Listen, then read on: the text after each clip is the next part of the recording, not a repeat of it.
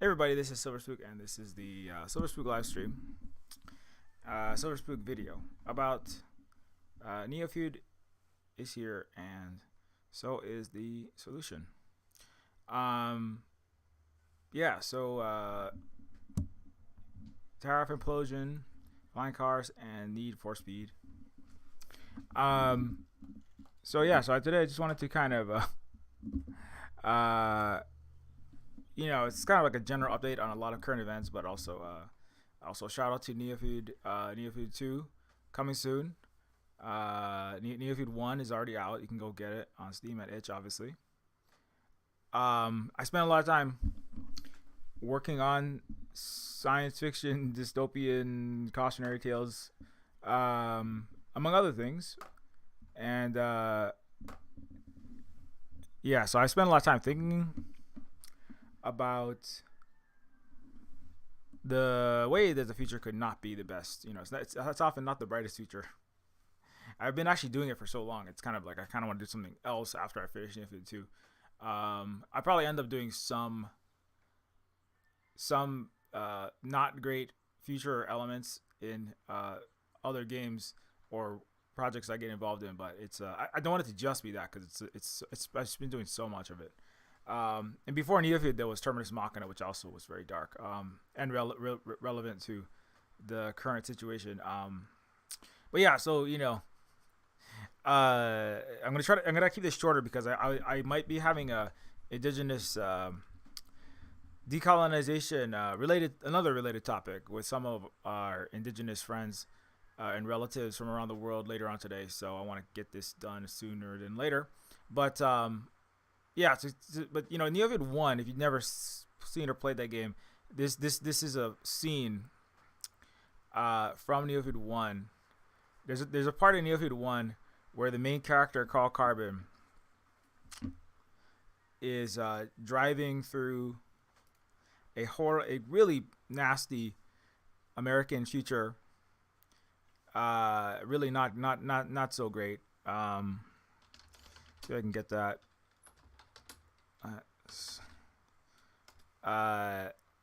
He's driving down the street.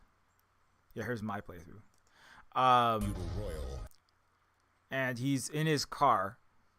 And Neofeud has, it's a science fictional techno dystopia where neo-feudal kings and royalty reign over, miserable peasants / workers, suffering as their world decays, and all the wealth and everything is extracted to the people on high. And it's a world that has conscious sentient machines. So there are robots, there's AIs, there's human-animal hybrid, biological biotech that gets very weird. There's eugenics projects. There's the ultra-rich and floating palaces, and then there's the ultra-poor. That's basically everyone else in these giant, endless, sprawling favela, slum, shadow city, ghetto wastelands that used to be America. And it's very so the main character in this Neofeud is driving in the start. Let me just play that real fast. Oh, is it not showing up? I know it is showing up, looks like.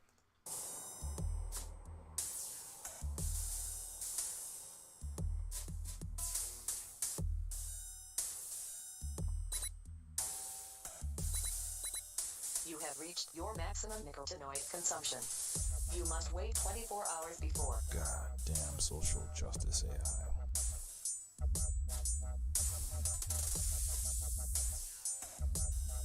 What the hell is this traffic? Jesus, weren't we supposed to have the goddamn flying cars by now?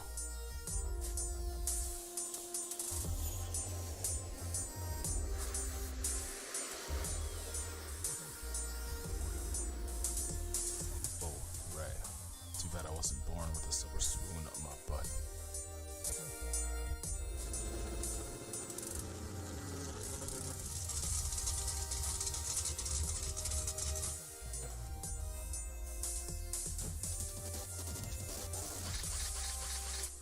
Stupid cyber arm glitching out again. Well, I can't afford to fix it right now, and I'm already late. Anyways, so that just the main part is the part with the flying car. I thought it was funny because somebody recently said to me, Silver Spook, capitalism is bad, but now we're officially in the post-capitalist neofeudal world. I forget where they said that. I was like, capitalism is bad, and also this isn't capitalism anymore. We're in a corporate feudalist future. So it's like and I was thinking about it because unfortunately, I mean, I you don't necessarily have mountainous landfills with people living in them yet, although people are living increasingly just on the street in the United States. They're building parking lots for people to tent, live in cars, and just like it's just complete absolute. U.S. is just falling apart. And much of the West is falling apart at a similar rate. And so so in that sense, Neofeud is already here. Maybe not to the extreme level. The level of inequality is off the charts, obviously. The capitalism is in the process of breaking down. Systems don't necessarily,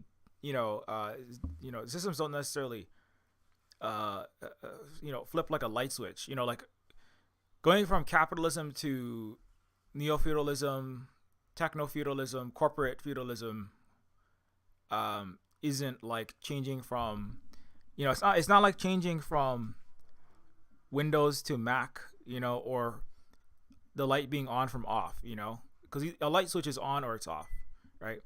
And it's not like that, right? It's like these systems like overlap.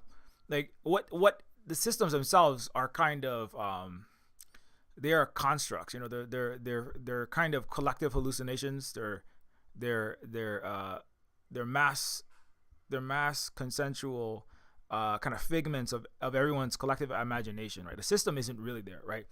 Like there's no like you can't go out and like have a thermometer out and be like, how capitalism is it today? You can't really measure that. It's like there's no you can't take feudalism and put it on a scale and go, yes, we have 75.6 kilograms of feudalism here.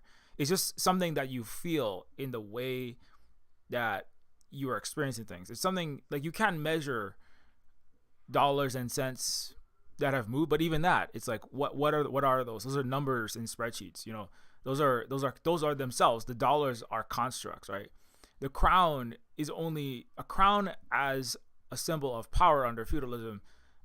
Golds, rubies, sapphires it only means something to the humans in which, right? It's just bits of the chemical element gold arranged in this triangular way, but it doesn't actually exist in the way that like air or oxygen or a star or a steering wheel or a pile of trash exists in the world, right? So like, how much is it neo-feudal? How much is it capitalism? In some senses, it's those like God,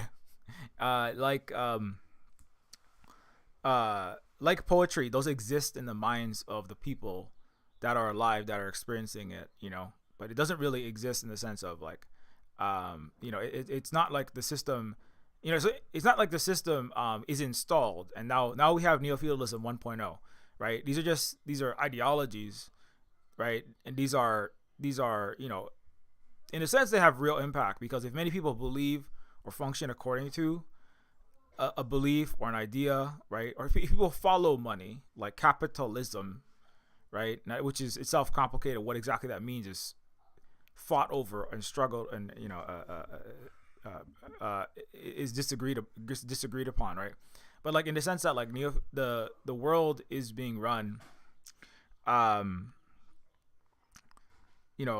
kind of like in Neil Gaiman's American Gods. Like if people believe in the god money, the god of the world economy, the god of media, that appears as like a TV image, right? The god of technology appears as like a vaping kid in a limousine, right, selling his Apple stonks, right, the god of technology, the god of the credit card, right, the god of the dollar. If people believe in those, then they have power in the world. If people stop believing and stop using them, so it's like American gods, you could update it and you could have like 2025 American gods, the god of America, right, the god of, the eagle, the eagle and the Uncle Sam and the power of the Captain America, right? It's fading, right? The world is losing its faith in America as itself is the United States is also a construct. America as a countries are constructs as well, right? In the collective, they're a collective hallucination of all the people that believe in Star Spangled Banners, right? They believe in apple pie and they believe in American dreams and cowboys. The U.S. is trying to save its dying, what they call, sometimes they call it soft power. It's the world's belief in it, right? By making 1950s Clint Eastwood-esque cowboy shows, right? To trying to refresh its cowboy image. I don't think that's going to work. Elon is currently trying to argue to Europeans that we're going to have an equal tax-free market while simultaneously the U.S. is tariffing them. The U.S. is, trying to get them to pay up as much money as possible, and is trying to directly, in many ways, bully their own allies or their own vassals, right? So, but those are all about trying to generate belief in the United States, but also in the capitalist system, which is as I was saying, is running its course, which is part of what because Neofeud is the game. The game Neofeud is dealing with many things altogether. All of the errors and the all of the missteps and all of the cataclysmically bad wrong things about the West, the collective West as a whole. Feudalism, capitalism, the colonial imperial structures, prison industrial complex, GENOCIDE based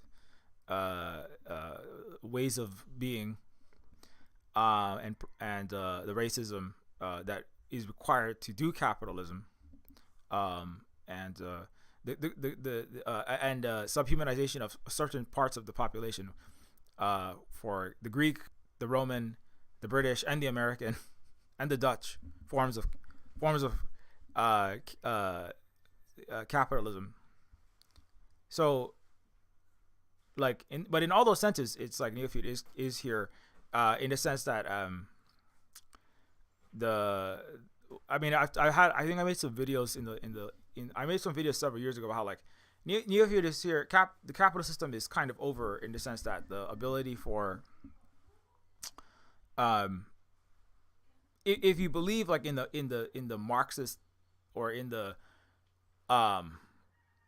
Adam Smith version of official capitalism, right, where you increase your profit, right, by investing, by the people with capital use that capital to buy property, buy the factories, to buy the places of production, means of production. Marx talk about the means of production, right, and the capital buys and owns the private property, means of production, and workers work in that factory, that restaurant, they work in that bakery, they work for that railroad or whatever, the place that's producing or conducting business.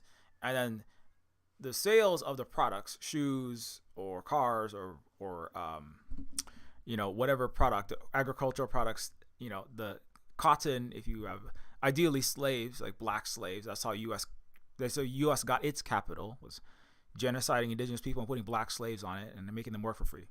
So, right, but whatever you have, right, the owner owning the means of production, has workers work at it, and the less you can pay the workers, the more profit you can take as you sell the products, right? And so usually, even if you have black slaves, America did produce some cotton that was sold, and the British took that and benefited from slavery, and then made shirts from it in their looms, in their textile production facilities in London and wherever else, right? Climbing the value chain, as other non-Western countries and non-Euro countries have been doing recently.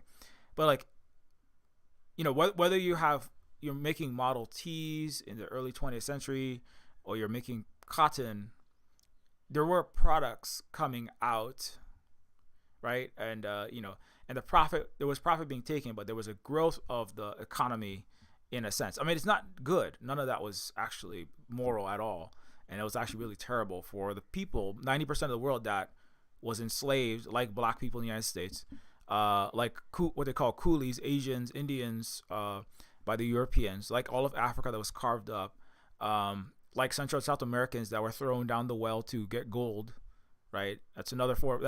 Another form of capital. Gets mined silver for the Spanish. Those are all forms of capital accumulation, right? Under a colonial racist capitalist system that it should really all be viewed as one system. The colonial capital racial system, whatever you want to call it. So it's the main system of the last 500 years. And so then it does produce output. It does produce there is some products, right? That is how a lot of Europe, it's very wasteful. It's very unevenly distributed. It's very horrible. It's racist. It causes suffering of billions of people to use that. The last 500 years, racial capital colonial system. But it produced the United States wealth and industry and infrastructure. It produced Europe, it produced Britain, it produced London, it produced Glasgow, it produced Paris, right? It produced some products. Some British people got some shirts. You know what I'm saying? There were some trains built, right? There was steel works, right? Cities were built. Right, Wall Street was built by black slaves, but it was built, right? Now, neo-feudal tech, or sometimes Giannis Varoufakis would call it techno-feudalism, or I call it neo-feudalism, whatever you want to call it, or I'll call it collapsar post-capitalism is where, arguably, it just based on that, from that understanding of capitalism, the U.S. isn't producing products, or they're not making money producing products. Right, arguably Italy in some ways, and some parts of Europe, right, after they hit their peak, they entered a kind of post-capitalist. It's kind of like the brown dwarf phase of a Western colonial capital racist place becomes a kind of fading star, right? Because Rome was once the center of capitalism, and then it wasn't. Right, it is still now. Italy and Rome still participate, right, as part of NATO, as part of G7, as part of the Western, so-called Western free democratic good countries, right, in this Western system, where there's as Ibrahim Traore of Burkina Faso, which is charting a different course as an African decolonial liberational path. He said there is the evil empires, right? Russia is the evil empire, China is the evil empire, and then there's the slave empires like Africa, which is just fallen savage people, and then from the Western perspective, and then there's the good empires like Britain, France, U.S. Right? That's the way the West views things. That's part of the colonial capitalist racist system. And so the United States, now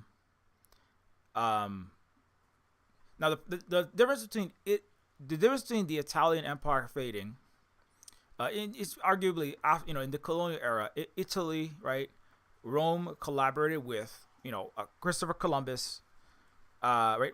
America is named after an Italian map maker, right, but who worked with Spanish, Portuguese, and other European countries' explorers, right. There's Vasco da Gama, there was Magellan, there was obviously Columbus, right, and the Dutch, right, joined in with this. So you had the Dutch, you had the French, you had British, right, that all worked together, collaborating on this colonial capitalist racist project, right, to enslave the world and plunder everyone else. And then they fight over who gets more of the cut, right, between the British and the French, Protestant, Catholic, Portuguese, Spanish, and the Dutch and the Italian. A lot of it was a Catholic Protestant, right? So you had British and Dutch, which were non-Catholic, versus Spanish, French, Italian. It's not the where exactly how it's divided changes over time. The Germans want their cut, right? They carve up Africa, right, in Berlin, right? They give Congo to Belgium. They get there's British Africa, there's French Africa. Today they have Franco Africa. That's Ibn Traore is trying to, and the African AES is trying to get out from that, right? And then you have they carved up China, 8 countries plus Japan plus 7 Europeans, and then they carve up Asia, Central South America, North America. They just commit mass genocide, kill 100 million native people, kill all the buffalo, exterminate the entire ecology, successful communist, collectivist, indigenous lifeways, put slavery on that. That's America. So, and they keep doing that around the world with wars. World War II, World War I are fighting over the slaves. Perpetual, bombings in the Arab world, Asia, AFRICOM, death squads in Central South America, neocolonialism, right? So that whole system, all of the European countries have reached a peak. The United States reached a peak. Now the difference is that when the capital went from Italy to France, or from Portugal and the Netherlands to London and Paris arguably got way wealthier and more central and more powerful relative to the others in the 1800s. Earlier on, it was more, Italy, Spain leading, and obviously the Dutch East India Company. But it really expanded, right? By the time you got to the 1800s, you had some 1800s and early 20th century was like the height of that colonial era pre-World War II system. And so even though like the Spanish Empire faded, the Italian, that's where a lot of the wealth was stored, even from the all the way going back to the Roman capitalist times. A lot of wealth had been stored there over a long period of time. And so what after the medieval era is kind of this collapse. I would say it's a collapse of the Greco-Roman imperial structure. Their own, it had its class. It wasn't the same white supremacy as the post 1400s era, but it was a racist capitalist colonialist system. They separated people out by where they were from. Certainly the Greeks did, and the Romans did as well, even though they don't like to talk about that. Certainly if you were a Caesar or not, that you were related to, which families you're related to did play a role. Less of a role than under feudalism, but anyway. So the point is that when Italy and Spain and Portugal became less central, right? The capital where the wealth was centered migrated to London, right? So it wasn't like Italy faded into non-existence. Italy still existed. Italian capitalists still existed in the 1800s, right? The Portuguese that accumulated some amount of wealth through slave trade in the colonial time, they didn't vaporize, right? They rolled up into, right, and they co-invested into, right? When it's kind of like where was the hottest peak of capital, and the money investments would move there, right? But the wealthy families of Europe, the oligarchies of Europe, right? You might lose a bit if you were Italian or Portugal relative to the British and the French, and you'd be upset. You're like, oh man, the British and the French are their headquarters of London and Paris are doing better than our Rome, our Tuscany, our Lisbon.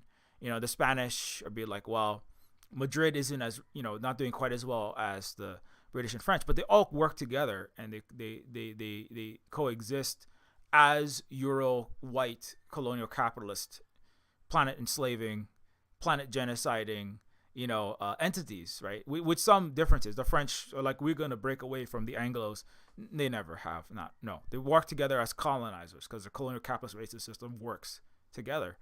And if you break lockstep, right, you become a bad country. If you break too far from that, you become an evil country. You become an authoritarian, undemocratic, non-Western regime.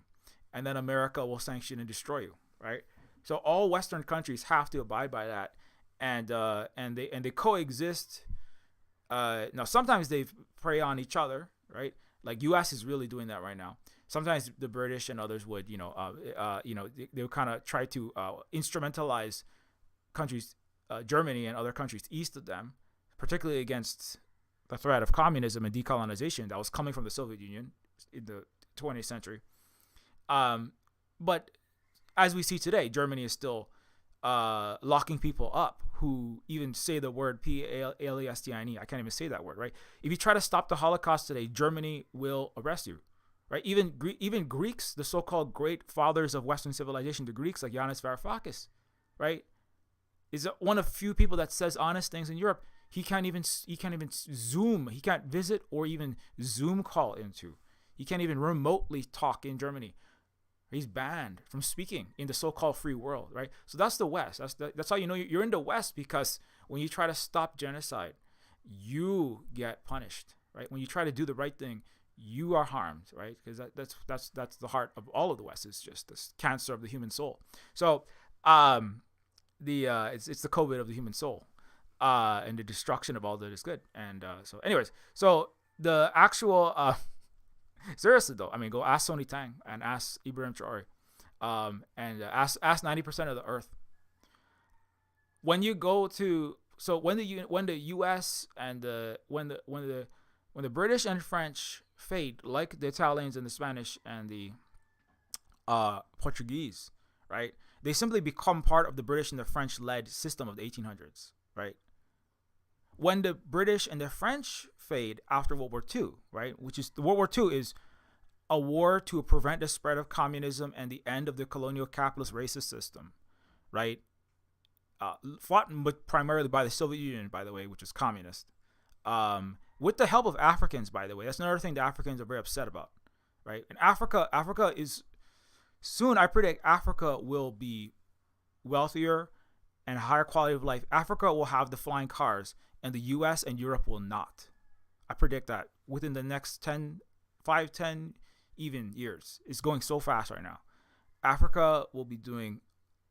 The U.S. cannot stop what Thomas Sankara, and they killed him. The U.S. and the West and the Europeans murdered him. What Gaddafi and then the U.S. and Clinton and France and NATO killed him. Right? What they were trying to do, which was to use Africa to give real sovereignty and real freedom and human rights and self-determination and equality to Africans, right? Economically and also socially and politically, right? Africa is now achieving. It's happening right now. The West is not going to report on it. Part of why the West is collapsing is because Africa is achieving liberation, and the West, the white capitalist, racist, imperialist world, is based upon inequity, stealing from 90% of the Earth, right? And so that's what's happening. Nobody in the West is gonna say that. Nobody's gonna want to admit that. Nobody wants to talk about that.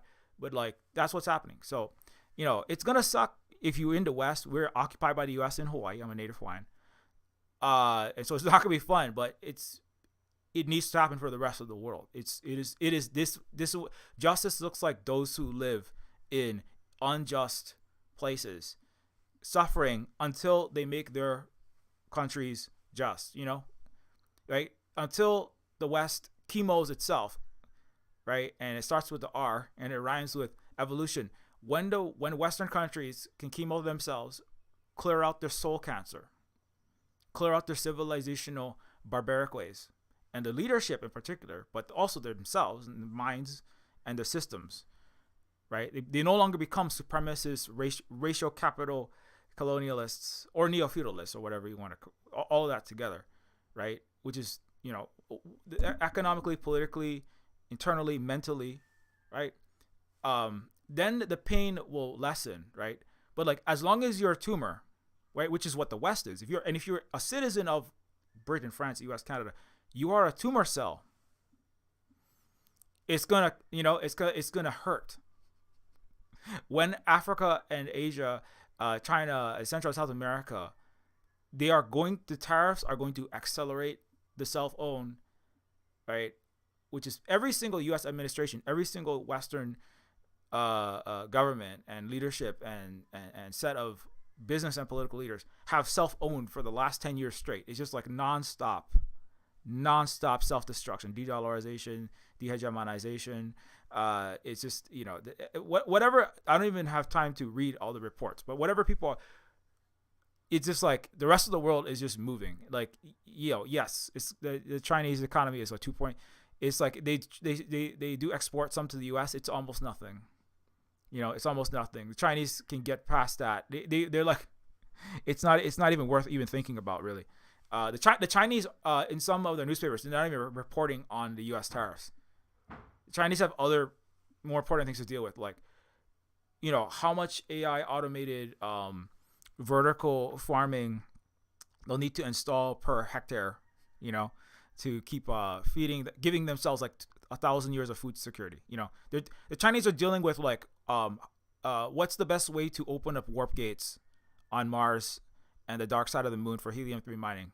The Chinese are working on 0.3 nanometer post-silicon computing semiconductors. Okay, the Chinese are already in the Star Trek future. That's part of what this image is about, right? Chinese already have the flying cars.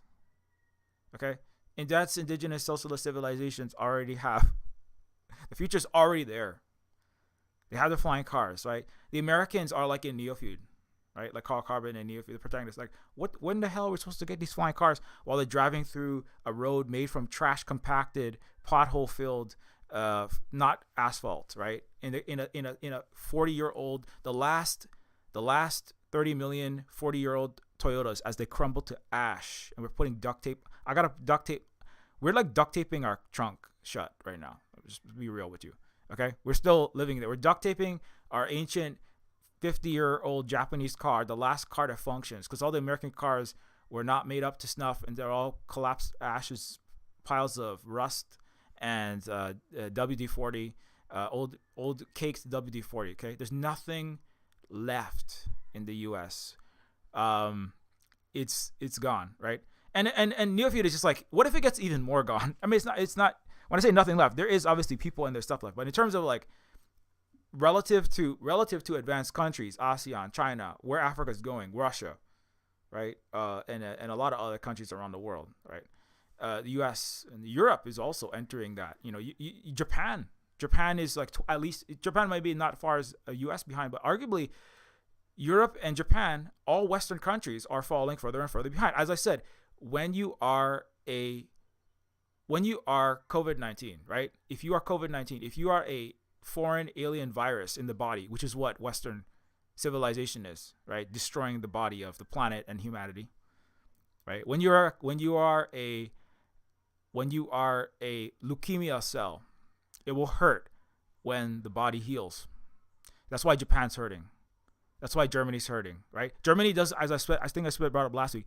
Germany is reporting that they can't get internet on trains, and like Berlin has like 1990s internet speed. They can't even do science. They can't even do particle physics properly in Germany, in the big cities, because they don't have the infrastructure to keep up with it and to keep doing that, right? Their economy has been collapsing, right? The thing is, Europe always has had people that have suffered. There's minorities in Europe.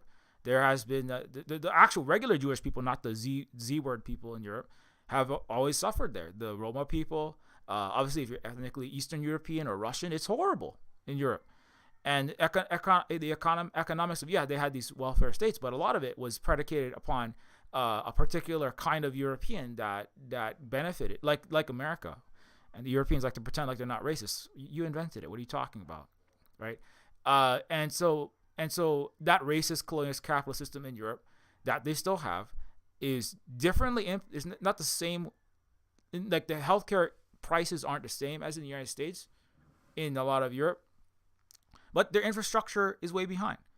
Their total wealth is less. Yeah, and the wealth isn't equally distributed in the United States, but even in New Jersey, you can get like 100 times faster internet than a lot of European cities, right?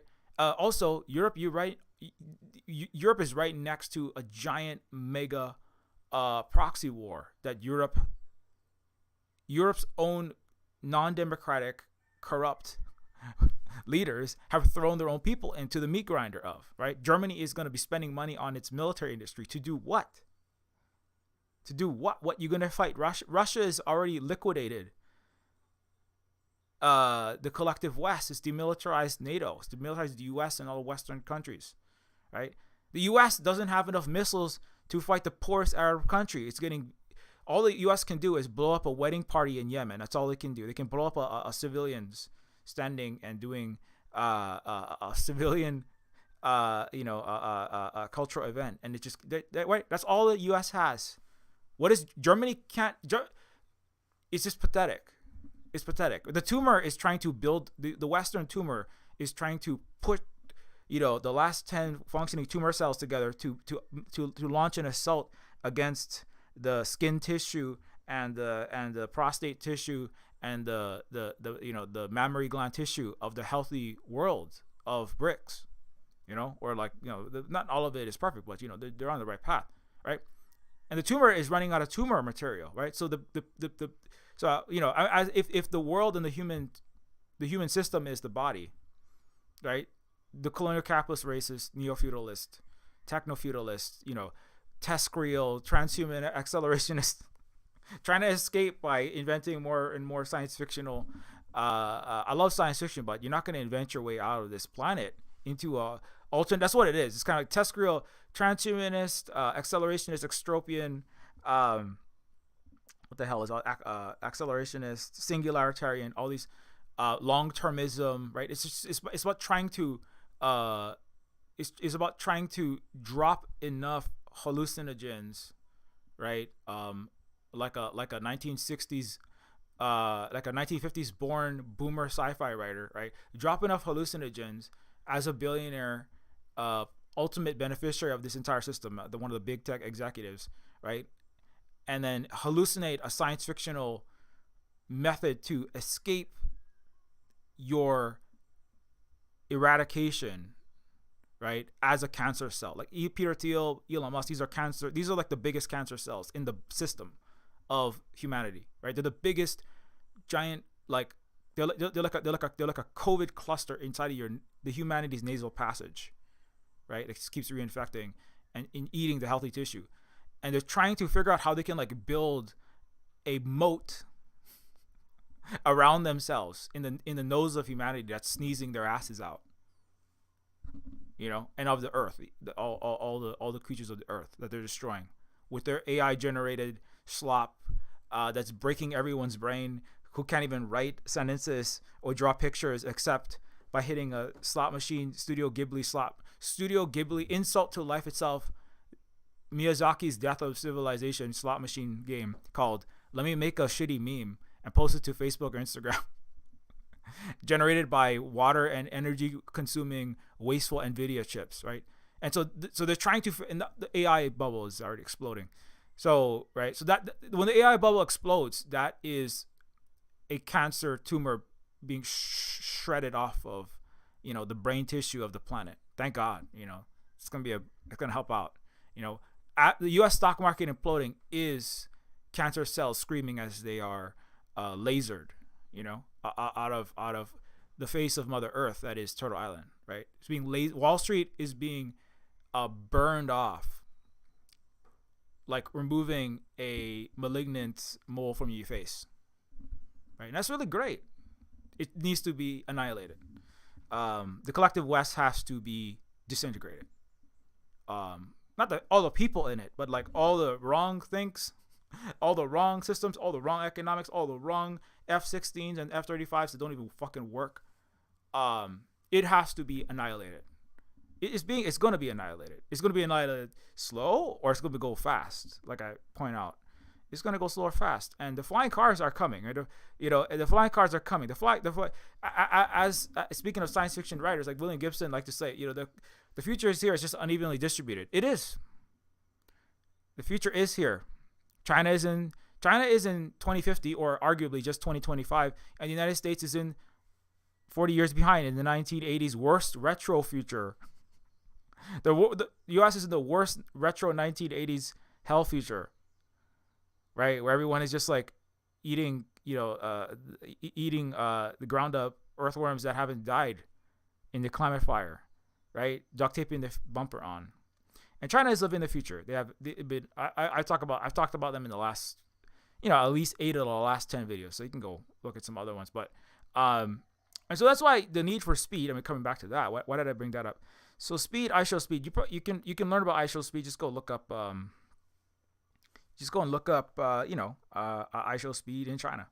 Let's watch them real quick, just to get an idea what's going on. It's blowing the $1.6 billion of U.S. anti-China propaganda out the water. Ishow speed. He's on YouTube, by the way, so that's really great that YouTube has to accept China good content now, because China socialism with Chinese characteristics good content, because if they don't, YouTube doesn't even have is not gonna have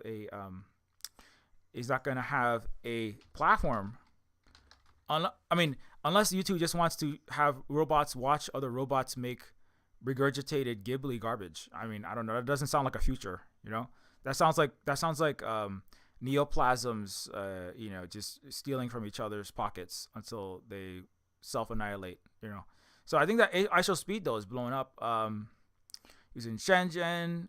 He has 38 million followers now. Almost at 40 million. By the time he's done with China, he might be at 40 million. So he's a really big YouTuber. A lot of Gen Z, Gen Alpha know who he is. They say actually the average high schooler in the US knows who he is. I think he's from Philadelphia.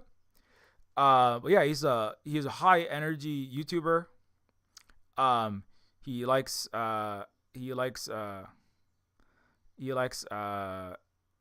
this is B-Rose also in China. B-Rose is a YouTuber from I think Louisiana, and she's a American woman who now lives in China, and is making videos about that as well.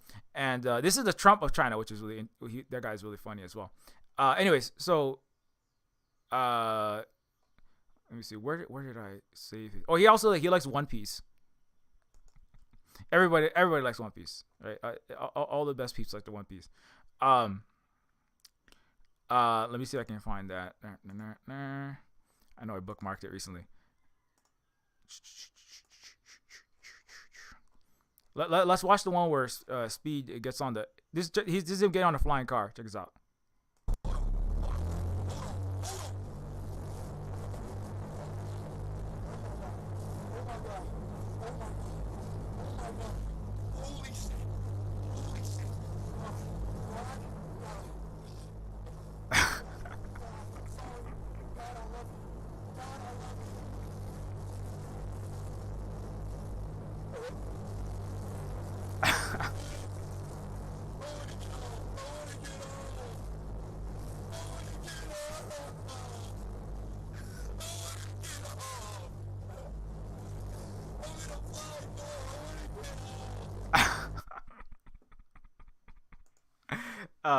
Okay.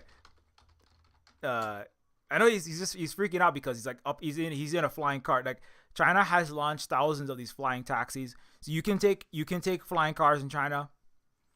The West is too busy going, we can't do it because it requires so much advanced technology. How can we control the airspace? All this and that, the other thing. China's just like, well, we just solve all your problems because you're dumb. No, it's like we solve all your problems because your systems of capitalism, racist, colonialist, capitalist, self-inflicted, wound-filled, disinformation-filled, super needlessly violent, needlessly brainwashed, constantly, just infighting about everything. You can't do flying cars, right? So, but China's like, well, we don't have those problems, because we have a communist party, we have revolution, right? We have a society that functions based upon mutual cooperation, accepting differences, and it's a whole socialism with Chinese characteristics that you got to go look at. We have a Shaokang Shahui society, and we do flying cars. So the other one is swimming cars. It's like there's one where Speed, he's in that car where he's swimming, so you can find that one. Here's the Dragon made of 15,000 drones in Shenzhen. In 3, 2, 1. Now show Shenzhen, China. What is it? Oh no. Oh my God, what is it? Oh my fucking god. That's fucking crazy. And that looks like some fireworks in the air. Hey, Long. Anyway, so if you follow me, you've probably already seen that. But here's him with the Chinese Trump. This should be funny playing with drinks. Chat, bro, I'm not gonna lie, bro. If you need alcohol to have fun, bro, like, you cannot have fun. I'm be honest, bro.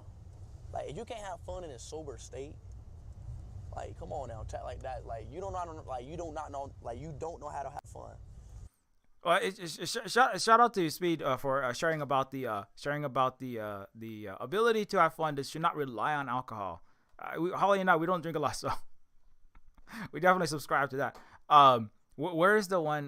We just gotta find one more. The one with the Oh yeah, here's the Huawei Mate XT. Americans can't get this phone. This phone costs like several times less than an Apple phone, and is like a million times better. So let's check this out. Let me show you how to You can't get this phone because you have to live in the past in the U.S. and the West. fold it. You can fold it? Yeah, like this one. So Yo, what the hell? You sure this is it?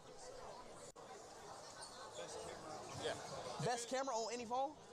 yeah. Also, apparently, Speed is wearing a Tang Dynasty shirt.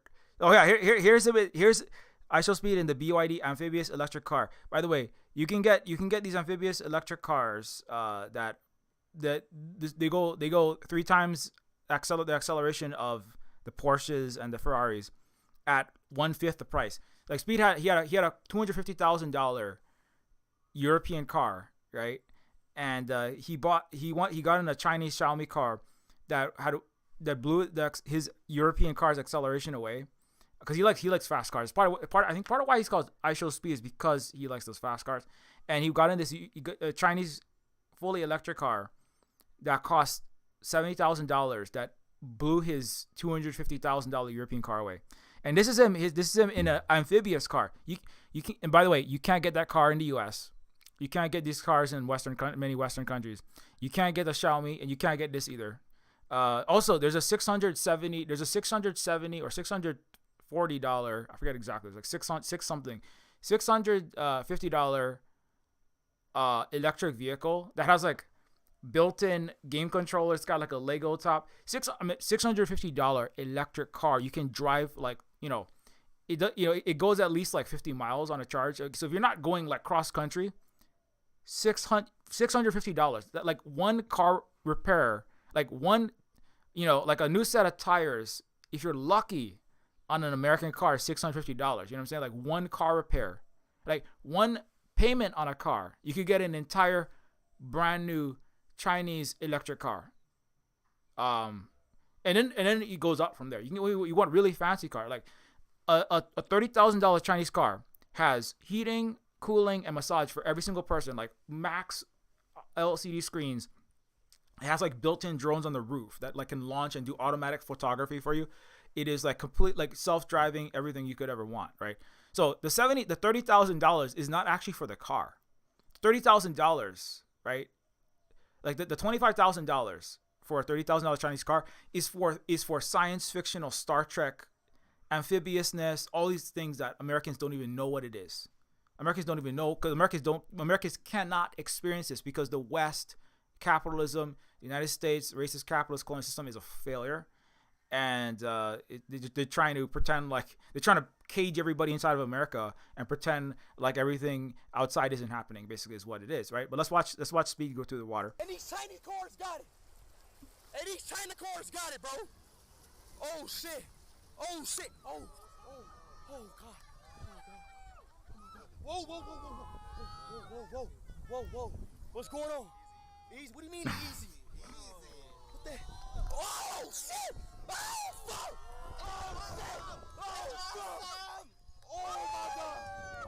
Oh my god! So that's so you can buy a BYD amphibious SUV. It's just one of the many. So like, if the U.S. wants to invade Taiwan, which is one of the most ridiculous things that they could possibly try to do, the U.S. is gonna have to buy 1,000 BYD amphibious vehicles, right? Because America can't make an amphibious. America has amphibious vehicles, but they're too busy being pescatarian vehicles. You know, America's amphibious vehicles are all fish that are sinking to the bottom of the ocean, just like all of the crashed F-35s America can't fly, right? They keep crashing off the coast of California, right, and crashing into the South China Sea, like a bunch of failed imperialist tumors, right? Dying cancer. That's what the U.S. is, right? And it's military. So the U.S. is gonna have to buy BYD cars, and they try to invade Taiwan. You know, it's like the geriatric old folks home for empire. Here, go have a little pretend Taiwan. China, you know what China is probably gonna do? China is gonna build an artificial island like made of like floating, broken American Apple phones that don't work anymore, right? And it'll use this like little mini controlled garbage patch of America's garbage, right? That suck, like broken, non-functioning Teslas that were mal-designed and Cybertruck bodies, you know, inflated and made it into like a floating raft. And China will donate BYD amphibious vehicles so America can amphibiously assault fake Taiwan and feel good about itself, right? And then Trump or Biden can win another election, right? And then they can all go to bed forever. The U.S. can go to bed and die. So anyways, I just kid. I'm just mocking the West. I'm not saying that China's going to do that. So Neofeud is here. So is the solution. Hey, what's up, Grant and GMO Radio? Also, thanks for stopping by. Yeah, so the Ishow Speed first streamer in a flying car is here.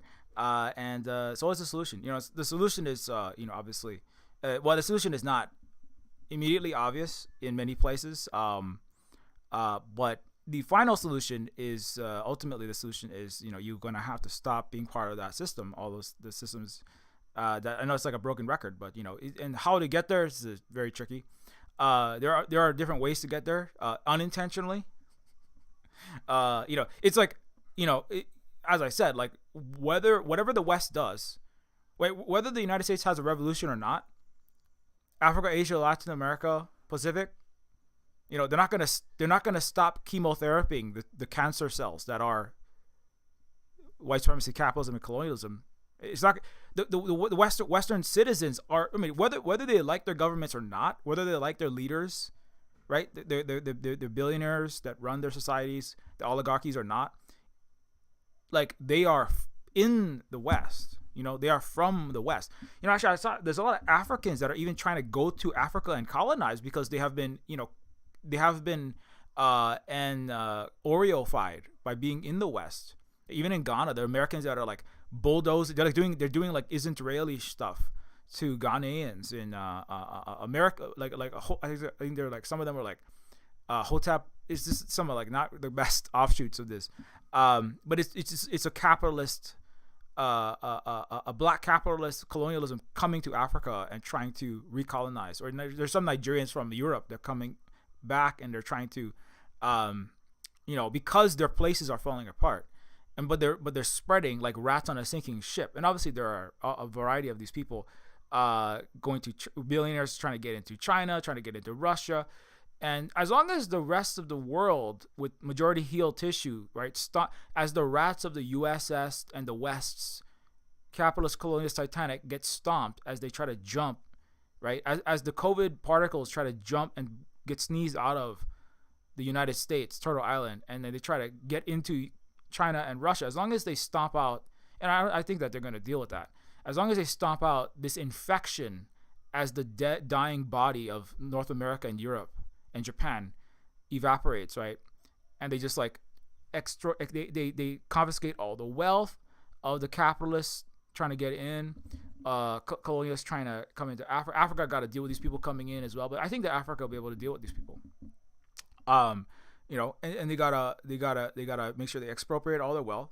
They gotta punish these criminals, and they gotta detain them and control them. And as long as that happens, as long as China doesn't become America too, which is super, I don't even see how that is going to be possible. People are they're too wise over there for they're multi-thousand-year civilization state, and they got out the central humiliation. And they're not going back to that. They were led by a successful communist party. They're not going back to that. Unlike the U.S., which has a fake communist party, with the closest thing is a bunch of MAGA clowns. One day I hope it gets better. They're still working on it. There's Party for Socialism and Liberation. There's Green Party. It's still really small. One day there's y'all got to deal with the settler colonial question and problem. One day the tumor will have healthy tissue. I feel like the United States, it will, the giant COVID cluster, the U.S. of civilization, the virus of humanity will grow some healthy cells. I feel like. But it's going to take some time. In the meantime, as long as the rest of the world don't get infected by that too badly, and obviously India has its own internal problems it's got to deal with. It's simultaneously a global south country, but also has incredible, its own internal long-standing viruses that it got to deal with. But as long as they would deal with that, this is going to be the process. So, and that is an automatic process. That's not something that Americans are going to control. That's not something that Canadians are going to control. That's not something that British and Europeans are going to control. They're just going to be crushed. The U.S., Europe, Canada, Western countries are going to be crushed by the loss of their neo-colonial, imperial tentacles sucking the wealth out of the rest of the world, which is what has kept up the living standards. Right, that's what the billionaire and millionaire oligarch class of the West, in their fake democracies, these bourgeois, plutocratic, imperialist, genocide-based countries, like all Western countries, the EU, US, G7, the ability to bribe off the 50-70% of their masses, right? Usually the white male, but they got to build a coalition so that the people don't revolt against their leaders, and change their system, right? But the ability to bribe off the Americans and the average Americans, average Europeans, average Canadians is going to run out, because there's not going to be any money to suck out. There's not going to be resources to be sucking out of the rest of the world, because the rest of the world, and the thing is, this new to bring this tariff into it, the new tariff situation, all it's going to do, right? There's a lot to be said about the tariffs. What did I feel like? Let me just see what I said about it. The short is, it's super self-defeating. It's not going to do anything to help the United States. Let me see.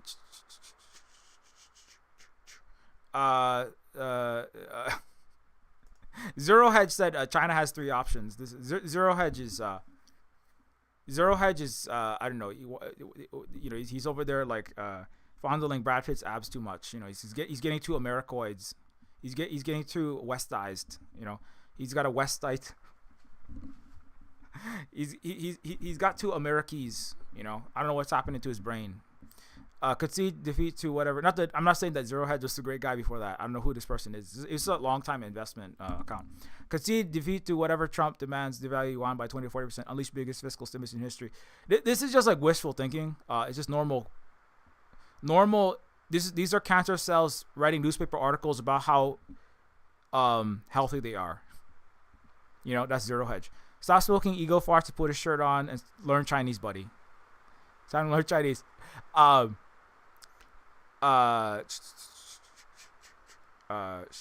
Yeah. So 10 trillion and counting has been wiped off from the stock market since January, and it only increased recently. As long as oligarch rats fleeing to the U.S. sinking ship gets stomped by China, capitalism is going bye-bye. So just in case you didn't know that, not the stock market and the people's existence is directly tied, and sometimes the stock market goes up, people's lives get worse, right? But it's not just the stock market. It's not just the stock market is part of it, right? The J.P. Morgan, all the major U.S. financial institutions now predict recession for the United States. It's a across the board loss of U.S. Financial shenanigan money, which is this is like the stock markets. The Dutch had the first formal stock markets, but obviously capitalism as a whole, I would argue, predated that. But this new instruments. They never had digital online derivatives exchanges, which they do have in the United States. But a lot of the capital circulation goes through banking, finance, stock markets, and so the ability for the ability to increase your wealth based upon your existing wealth, right? By buying a stock, right? By having your capital make money. So these are like some of the core reactor cores, right? Like I said, at one point, the core capital reactor core was in Rome, right? At one point, actually, it was in Athens and Greek cities, right? There were multi-million-dollar or equivalent worth of ventures, and the banks would loan money so that Greeks could send ships full of wine and agricultural products, taking risky bets, just like Wall Street risky futures, right? And they made risky bets, but the headquarters of capital in Greece was where you could make massive amounts of more money with the money you already had, taking out a mortgage and using risky financial instruments, right? Betting on how much money a ship would make. So this capitalism has always been there in one shape or form. And that's how a lot of people in Greece accumulated their wealth, right? That was how, it's to the point even Aristotle wrote about, we have a large number of extremely wealthy plutocrats, and it was like, we need to make Greece great again. There's actually a speech by Aristotle that's basically it's a magaga, it's a magaga, right? It's make Greece great again speech, where he said, like, we need to have less total amount of plutocrats that are making vast quantities of money, doing capitalism by having their money and making risky and big investments and owning more capital to make more money. But not that the way that Greeks made their capital was enslaving non-Hellenic peoples. This is racist U.S. chattel slavery. That's what they base U.S. bases slavery on, is Greek slavery. And women being second-class citizens and their care work being just discarded as worthless, and women being property of the men, right? But the Greeks and the Romans, Rome and Greece had capital markets. They had clusters, like metro centers, where the banks, capital, these big exchanges, always usually near a shipping port, because that's where a lot of the big wins come when you sent your ship in your Thalassic empire, or your Thalassic capitalist empire. When your ship comes in is when you make big on these bets, usually, right? The British, right? What is it? Giant island with London. These are the big port cities. Tokyo, what is that? It's the big port city where your ship comes in, and the Tokyo Stock Exchange is where you make a big, massive amount of money based upon how many cars got sold, how much you stole from China with your imperialism and your fascism after you murdered their people and enslaved their children, right? And gave them meth to make the children in Taiwan work 24 hours a day, which is what the Japanese did. But the goal of, right, or you're British, or you're in Paris, right? You have all of this money, and the stocks are traded. The biggest banks in France are in Paris.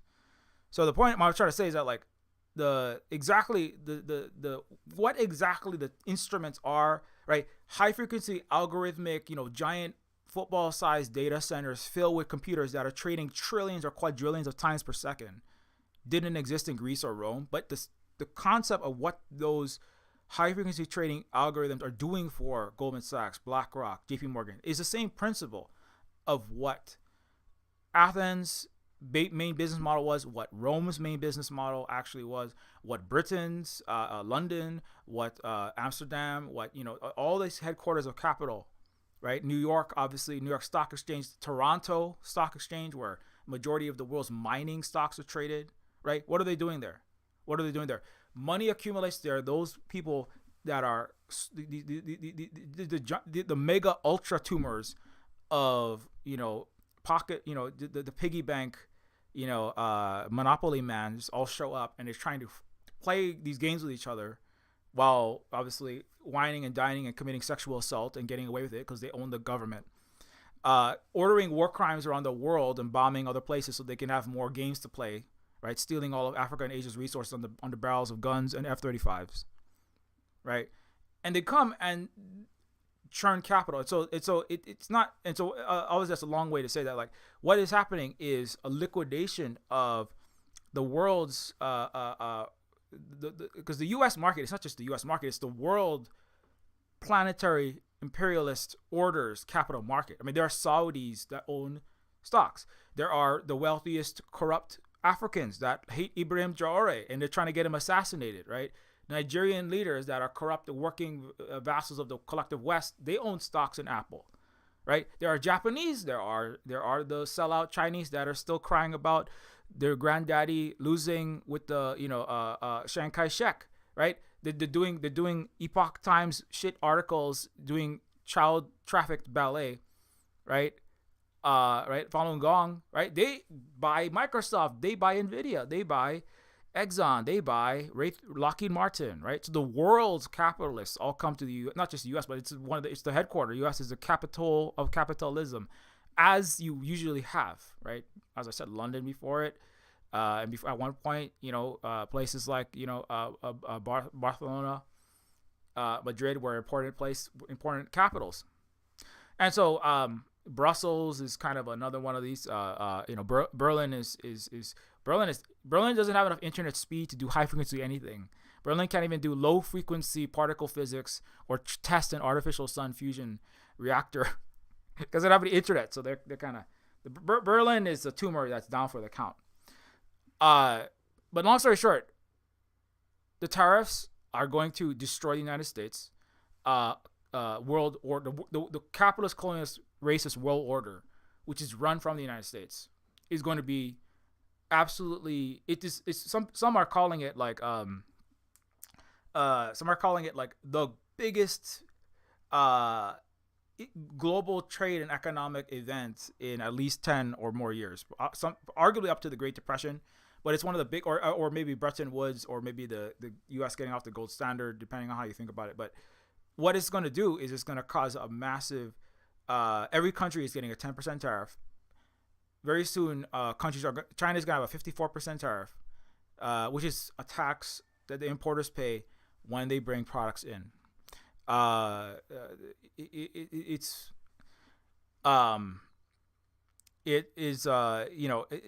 saying, well, we're going to have all this money we're going to collect, and that will like Ben Norton, I think, pointed out, of geopolitical economy parts, pointing out that like this seems to be a way to tell people we're going to hurt other countries and we're gonna help Americans, and we're gonna stick it to all these countries, and it's basically we're attacking immigrants and foreigners and others, and to benefit Americans. That's why you should love Donald Trump, right? That's what he likes to do.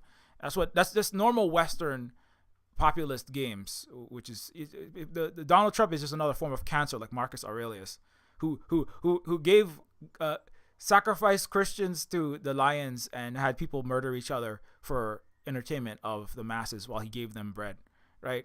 To make them love him, right? Did that help Rome? Did that make them moral or great? No, right? But that did entertain them while he stole more money from them and helped destroy their empire further, right? The Roman cancer, which descended to a small tumor, and then there was no colonies anymore, and then they grew again. But Trump is like that, right? It's entertainment, right? People are gonna get the MAGA Trump supporters.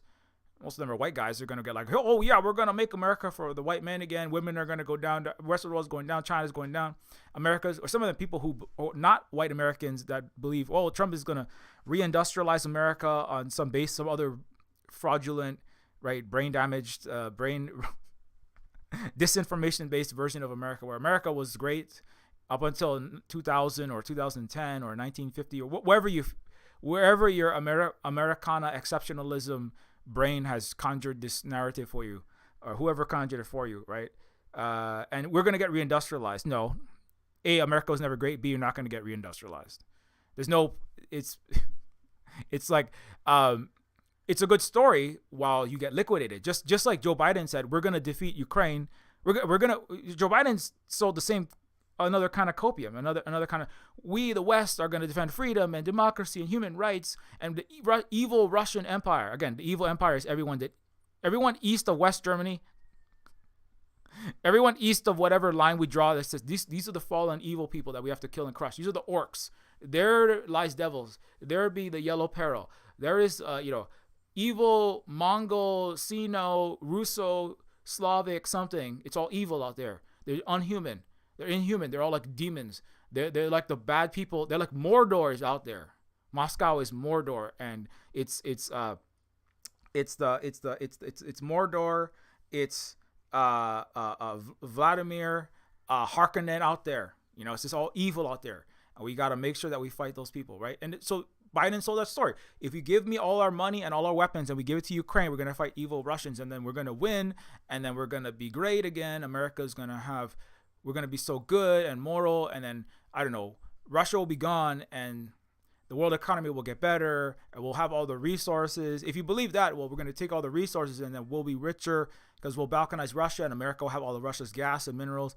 And or if you don't like that because it sounds mean, right? Because you don't like being truthful like Republicans, and like we just want to steal everyone's shit because West is a giant cancer tumor, right? Then we're gonna make Russia full of freedom and human rights by making them like us, whatever USAID, NED, strain of brain COVID you want to give yourself as a Westerner, as an American, right? But the people bought that, and what happened to the United States? It fell, it suffered, it got liquidated, it got defeated by Russia. All of that was a lie to benefit the transplanetary oligarchic elite that made money buying and selling these broken weapons like F-35s and the HIMARS that lost, and they're going to lose. And Russia has hypersonics that could liquidate every American base and every European base and all of America whenever they feel like it. Not that they're going to do that because that'll be very dangerous. They don't need to do that. West is going to collapse either way. That's a little bit, it's the game, what the 90% of the Earth, BRICS, the Shanghai Cooperation Organization, and the Belt and Road participants, and the African Union that they're talking about, and it needs to be cleansed. Ibrahim Traore just went to Russia and he gave a speech, and another one to his own people recently. He said, like, we need an actual African Union so that we, as a federation, because if Africa united, it would be like China, slightly smaller. If Africa became one united African union, a really African civilized, with many different ethnic regions, with many different nations. But if Africa became one, right, in some kind of federation, there would be 1 billion people. They would be richer in resources than the Chinese, and it would be like another China on the earth, but even richer in terms of total mineral resources, and 1 billion people and extremely powerful. This is what Europe and the US and the white world has always feared, right? It's coming. It's coming. It's coming. Even the US military predicted that this was a high, even the Rand Corporation, the Dr. Strangeloves and the CIA thought if communism, socialism, and US capitalist, colonialist, racist, if the Western cancer doesn't eat the African body and keep it emaciated and forcefully underdeveloped, as Parenti said, Africa will become possibly the world power, or like one of the biggest world powers, in the sense that it will have the world's resources, has everything that it needs. Has all the gold, coltan, copper, arable land, agriculture. Like Burkina Faso is growing more tomato and corn. It's like record levels of food production. At any time they could have done this. They didn't need to be taking Western aid. They don't need US aid. They didn't need Bono doing a concert for starving African kids. They never needed that. And the AES, Mali, Burkina Faso, Niger, and growing, is showing you can easily feed everyone in Africa. Africa could feed itself 100 times over if the white colonizers were kicked out. They're never going to get out. They are cancer. They're not going to leave. They have to be eradicated, like a stubborn tumor, like a U.S. military base in Hawaii, at Pearl Harbor, Pohakuloa, or a U.S. or French military base in Faso, in Nigeria, in Sudan, Congo. You want to stop Congo? You want to stop Congolese and Sudan genocide? Destroy your own tumor. That is the collective West. That's you. And all your little pet settler colony in West Asia. So, but if you don't do it, Africa will do it for you. Africa will do it. Africa is not going to stop. So that's like, shout out. Africa, it's not because the West, it's mostly not because the U.S. and Europe said we did aid. It's not because Bono did a lot of aid concerts. I'm not saying you should stop going to protests to stop this plunder. It's not because Michael Parenti did enough speeches and Americans saw the errors of their ways, right?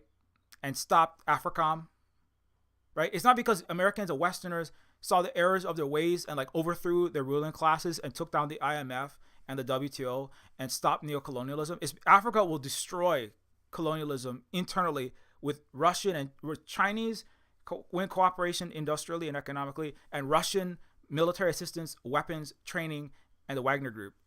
Africa will defeat and destroy the U.S. and Europe in Africa, which will rot the dark heart of the world, which is the West, which is D.C., Brussels, Paris, Britain, etc., and anyone that works with them, all the people in the systems in their minds, right? It's all gonna go bye-bye.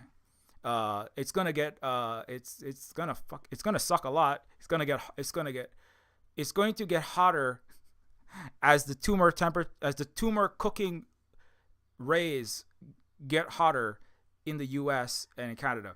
Some bits are gonna flee. I think they're gonna get stomped down. I mean, either if you try to get into Russia, there are many Americans trying to get into Russia. They're getting kicked back out because they're trying to start like a new scam cult Christian, like conservative Christian cult. Oh, I can go to Russia and be a normal American, like abuse women and rip people off. And Russia's like, no, you can't come here and do that. Like, we're not like that. People are going to Africa going, oh, I can go to Africa and just like settler colonize Africa. I can go do a get rich quick multi-level marketing scheme. I can like flip real estate in Burkina Faso, and the Africans in Africa are going like, you can come back to Africa, but you got to stop being an American. You know, you can't be an African American. You got to be like an African, you know, or you got to be like participant in our collective liberation as all peoples. You know, we're Burkina Faso here, we're Nigerian here, you know, but you know, you can't come in here and do cancer. You can't do American capitalism inside of Africa, right? So if you want to come here, you're going to have to cleanse that out of your body. Don't bring your soul COVID. Don't bring your African white man soul COVID to Africa. I mean, I'm not saying that's something I've seen in discussions. Nigerians going back to Nigeria, African Americans going to Ghana, you know, Africans in Germany or Canada going to, you know, Ethiopia. They're going to Niger. They're going to South Africa, and you know, they're being told like, yeah, you can come back. A lot of Africans want them to come back, and there's Hawaiians that want to come back to Hawaii too, right? And but if you come back and you bring your capitalist, colonialist, racist, fucked up, self-hating lifeways, if you know, like there are Jewish people that go to Isn't Real, right? And some of them go well-intentioned, and then they join in the Holocaust. And they do what they did they do what was done to them in 1940s, right? And like, you know, so you know, you gotta have to cleanse those lifeways.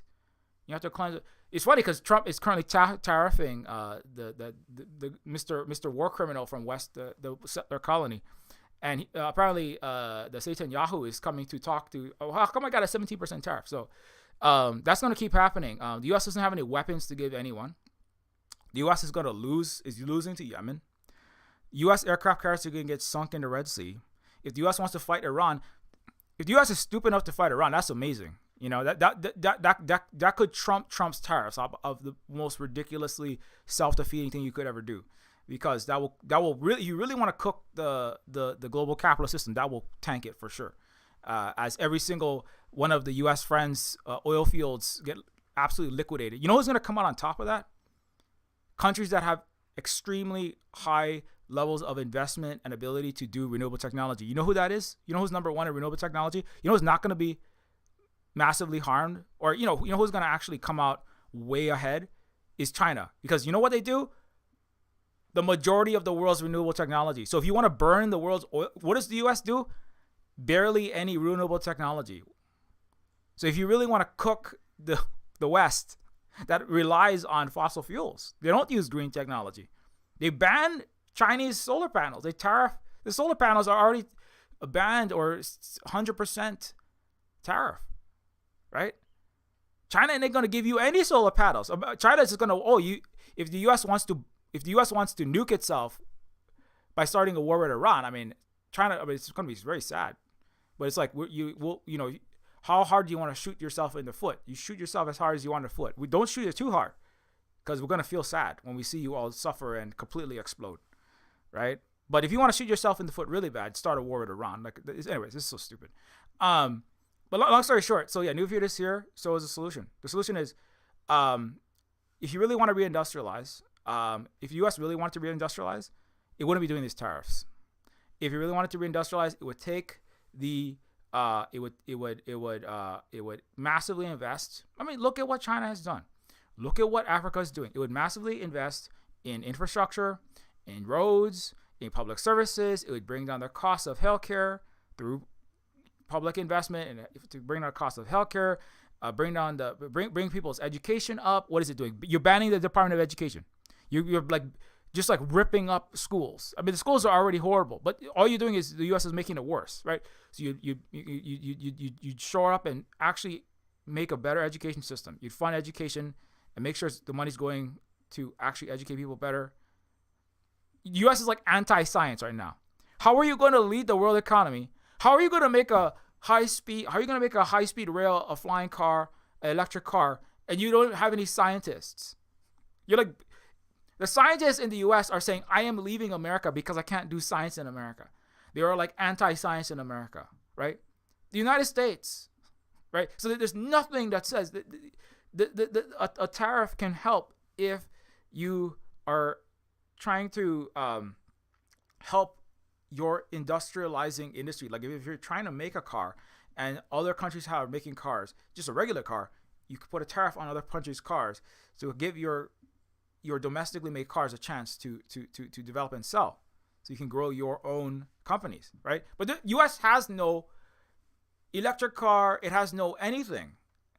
The U.S. has no domestic production. It's all decreasing. It's all being destroyed. It has no plan whatsoever, right? All it's doing is taking a cut from the dying U.S. importation. What this is going to do, what it's really going to do, what the tariff's going to do, is it's going to force all the rest of the. This is like the Biden did the same thing.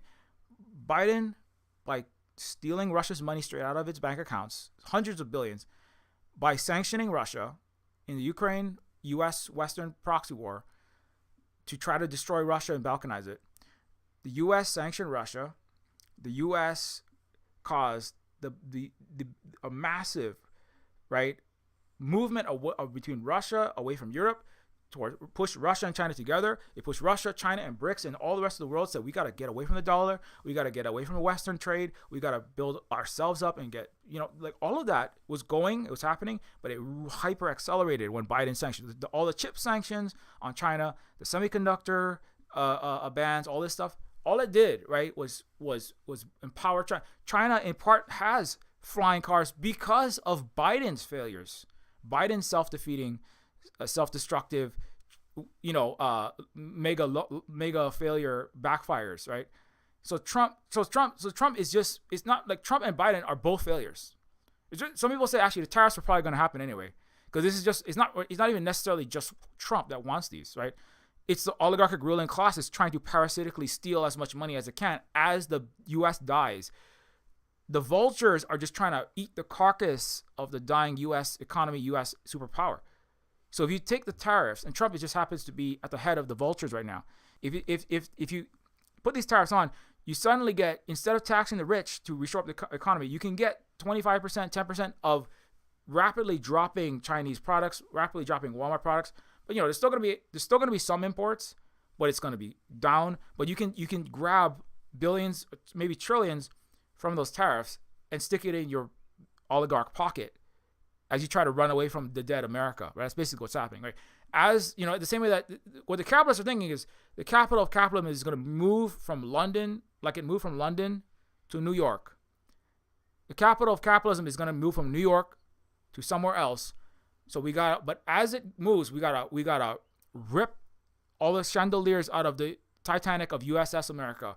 We gotta liquidate Fort Knox. We gotta rip whatever remains of the U.S.'s global hegemony out, stick it in our pocket through these tariffs, and then we're gonna run away to Seoul or Mumbai. We're gonna run away to Kuala Lumpur. We're gonna run away to Dubai, or run away to Swiss Alps. We'll run away to New Zealand, right? That's basically the thinking. I think that's the thinking of the global billionaire oligarchic highest level capitalist class. But of course, like. Unclear exactly how some of them are going to move to Shanghai. Some are going to run away. Some are trying to run away to Moscow. Vladimir Putin is probably going to find them, and they're going to get executed. I'm just kidding. They guess Xi Jinping is going to have to execute. Every billionaire and millionaire is complicit in global war crimes because they all have co-invested in, supported politicians who in some way did planetary war crimes in the Middle East, in these genocidal wars, genocide in Palestine. So Xi Jinping and Putin and Russia and China and everyone else. Just remember, any billionaires and millionaires that come, just remember they're all criminals. They're all gonna try to, as soon as they try to bribe the Chinese government, I recommend they just take all their money and then execute them. If that's the, 4 Canadians were executed for trafficking meth, right, in China. So they're able to take anyone from the U.S., any American, any European, any Saudi, any rich person that comes in and they try to corrupt their system. You don't want to become, the Chinese. I don't have to tell the Chinese that. The Chinese already know that. But you got to make sure that you eradicate all these people from the earth to stamp them out. As the giant cancer of the U.S. dies, the little neocyte satellite cells that come out, just gotta crush those down, and then things will be okay. So anyway, so the long story short, so Ishow Speed is show is on there, and so I know there's not really a short story, but so the tariffs are not gonna work. The tariff is just an accelerated collapse, simultaneously a plunder by some of the world's richest, most powerful people. The U.S., nobody's going to do any business with the United States. The U.S. has no plan to reindustrialize. There's no skills. There's nobody who wants to invest in the United States. There's no other capitalist class that wants to reinvest. They completely control the United States. There's no sign that they're gonna put money into educating people who are capable of making semiconductors. The U.S. already tried to do that. They failed. They brought Taiwanese people to try to build a TSMC semiconductor manufacturing in the United States. Americans didn't have the skills, and they were so racist against their Chinese co-workers that it pushed the Chinese out. Also, the U.S. couldn't figure out how to even, properly get enough water in Arizona. Why did you build it in one of the most arid, drought-prone, and drought-increasing places? You're going to take water that doesn't exist and you're going to stick it into a semiconductor facility. Semiconductors are like thousands of gallons per small wafer. It's massively water intensive. So the U.S. doesn't even know how to begin to industrialize anything. It's not even trying. The U.S. is just cooking itself. It's like flambeing itself. It is like blowtorch cooking itself to a crisp. It's a charred eagle. There's no U.S. It's just a high-speed liquidation. It's just neo-feudal self-cannibalization by its ruling class. That's what's happening to the United States. And it's we're sticking it to all those people are ripping us off in China and South America, all around the world. It's Mexico and Canada, all ripping us off. Everyone's ripping us off. That's just a story like Biden's story of human rights and freedom for Ukrainians that makes Americans feel good, right? Now, it makes them feel good in a different, it's in a more Republican way, but it's not going to do anything like they said. And the solution is external, and hopefully in eventually U.S. is going to need complete systems change of the settler colonial question, the capitalist system as a whole, the racist colonial capitalist system as a whole. Then you have the settler colonial question that has to be dealt with. Individuals inside of it, you've got it's just a cesspool in the U.S. It's just a nightmare. It's a giant fucking shit show. It's like a bombed out. Culturally, civilizationally, morally, it's a war zone wasteland of rubble in the U.S. Even if physically it doesn't fully resemble a completely bombed out war zone, as a culture, as a society, it's a total shit show. Who knows how that's gonna play out? I don't know, right? Indigenous people are like, I don't know how y'all are gonna do this, but we're gonna do our best inside of our own indigenous nations here. If you want to be part of the mutual aid, like land back, I'm gonna talk about land back later on today, but like, a lot of land back is like, please follow the treaties. Please allow us to be indigenous nations. Please stop trying to destroy our water and resources. Stop destroying the earth that we all have to share. We were all collectivist communists before you. Just, we don't want to take everyone's house and make you all subservient to indigenous tyrants, right? That's Western cancer. That's your system. We don't want to do that. We want to go back to coexisting. Can you please try to go back to coexisting? At minimum, can you try to respect treaties that you have agreed to as a settler colonial illegal visitors called the United States and Canada? Australia? Can you like at least try to do that? Mostly it's like, no. I want to beat you up and take your indigenous land and drill it. And destroy the world some more, right? As you do as a cancer cell, like the U.S., Canada, Australia, and New Zealand. So, and so that part of the solution is, dealing with that, and even just trying to explain what land back is. Mostly involves Westoids going back into another form of copiism, which is indigenous people are going to do exactly what we did to them. And that's another dead end variant of brain COVID and soul COVID, which is that, everyone is as bad as Europeans. Like, I'm sorry. There's like categorically, historically, empirically, scientifically false in terms of actual historical damage and life ways. And stop sitting and resting on that laurels that this is, the doomerism is another soul COVID. You're like, well, this is all, humanity was always going to do this. No, you are a human that happens to be from a culture and a country and of a lineage of a system that is deeply fucked up. And it's actually the minority of human civilization. Only 10% or less, 5% is Western. And, you've corrupted a lot of the rest of the world, but the rest of the world is uncorrupting itself. And you got to own that. I mean, it's going to hurt because it means that your ancestors were horrible people. Sorry. I mean, you can not, and then you can keep getting cooked.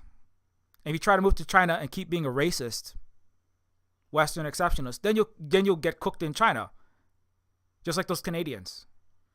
So, but you're not going to not get cooked. You're going to have to cook yourself. You're going to have to cook that shit out of you. Have a soul fever. Chemo yourself or you will get chemoed. So, anyway, I have so many illness metaphors now, but it's like, I think it's the best one because it's not going to be resolved because China fights a war and conquers the West. There's a lot of this. There's another Western brain damage. It's like, it's not Russia and China are not going to conquer Europe. And then even some Asians believe this because they have soul COVID from the West. They're boba Asians who say this shit on Shaoxi. Some of not all, most of them. But it's like, oh yeah, the world will be, they're all going to be Russified and India will this. And it's like, you're still thinking about this in terms of this, like, you're still thinking about this in terms of like this ethno-nationalist supremacist, it's in my blood and in my genes, this and that. That's not how humans scientifically, empirically actually are. There are people that do have DNA and they have organs and such, but the Chineseness, the Americanness, the Indianness, all these things, right? That's not baked into the blood. Those are also constructs, like what makes you Hawaiian. For Native Hawaiians, we knew this. Hawaiianness was not a skin color phenotypical DNA thing. It was like, you could be very light. You could be even blue-eyed Hawaiians. There were extremely dark skinned, curly-haired Hawaiians. There were more Asian-looking Hawaiians. There were more like brown, Native American-looking Hawaiians. They're all Hawaiians, but we knew they were Hawaiians because they had shared language, culture, history, ancestry, values. No matter what, and that was what made us Hawaiians, right? But it's actually one of the dead end cul-de-sac bad states of human civilization is to go down this ethno-supremacist, skin color, a fascist direction. Right. And so that's all got to, that whole concept is and also a lack of coexistence between different peoples. And that stuff all got to get cooked out. It will be destroyed, by the healthy cells in the human planetary civilization. So, flying cars are coming. Speed. Watch some more Ishow Speed to find out how. You're not going to get a flying car until you have. You get rid of your oligarchy, your capitalist, colonialist, racist system. You build actual democracy for the first time in the West. It's never had one. You got to build actual, some people don't even like the word democracy. In Africa, they don't like that word because it's always, democracy means Europeans coming in and doing non-democratic colonialism and killing and enslaving them. So the Africans don't want to hear democracy anymore. The progressive revolutionary African society I recently mentioned at one of the African leaders' speeches, right? So yeah, the U.S. will need a revolutionary, complete removal of their government, their capitalists, the billionaires, all the parasitical elements in their system by the American masses or peoples of North America, indigenous or otherwise, it's if you don't get that, you will not get. Not only will you not get flying cars, not only will you not get the Star Trek Advanced Future with all the material needs being met with coexistence with the environment. You're not going to get the Chinese regreening at a 10% an increasing rate. You're not going to have AI that's used to the benefit to cure cancer, to cure diseases, to make the world better. Speaking of cancer, right? The Chinese are curing cancer, a new kind of cancer every 3 days, right? You're not going to have 0.3 nanometer super advanced superconductors on 0.3 nanometer chips that are already leapfrogged. The Danish lithography machine is basically irrelevant now. And that's just, China is just getting started. So you're not going to get the future. The Chinese and American fight is not even a fight, right? China is just going to increasingly be light years and more light years ahead. And the U.S. is going to sink along with all of its vassals, all of its Western countries and Japan, and sink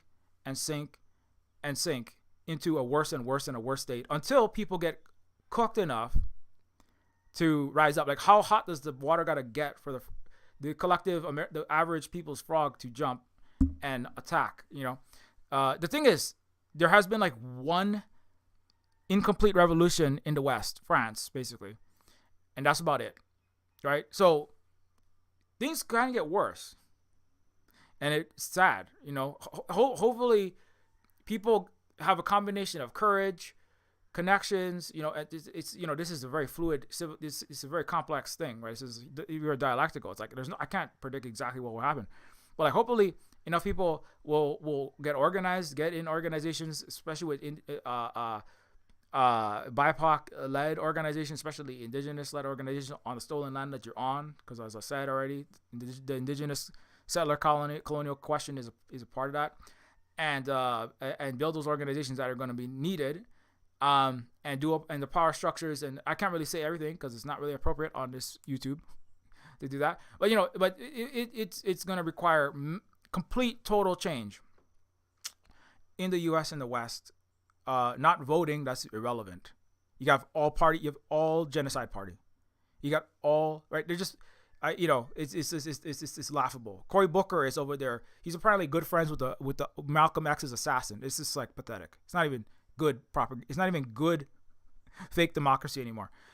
It's gonna take far more than that. So and that's what the solution is. I can't exactly say it, but you know what I'm talking about. And a part of the solution is obviously people showing Americans that, holy crap, there are other ways out there, and these people are doing way better. And and the people go like, how can we, if people believe the Trump story, that's part of the solution. That obviously is like this, whatever you think Trump is doing, this is what Biden didn't work. What Trump is doing, this is also not going to work, right? So there are people, I see Americans going, no, this is going to work. The tariffs, we're going to make America great. So part of it is there's still work to be doing, to be debunking people's, or liberal or conservative, make America great again, or blue MAGA, either people that believe you can vote Biden or vote Democrat or vote Trump, or anyone who believes that, or if I just invest in the right stonk, you're not going to have any stonks because capitalism is going to be disintegrated because there won't be any capital to give anyone. There's literally an article. That was another one that I didn't bring up, but there's one more. The one more thing is there's an article that actually said capitalism, climate change is killing capitalism, which is the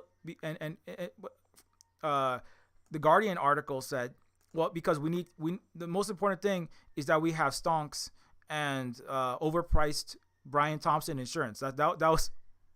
It was like capitalism and let me see if I can find that one Guardian article. It's like, yes, British cancer propagator Guardian, because you're a capitalist Western corporate media.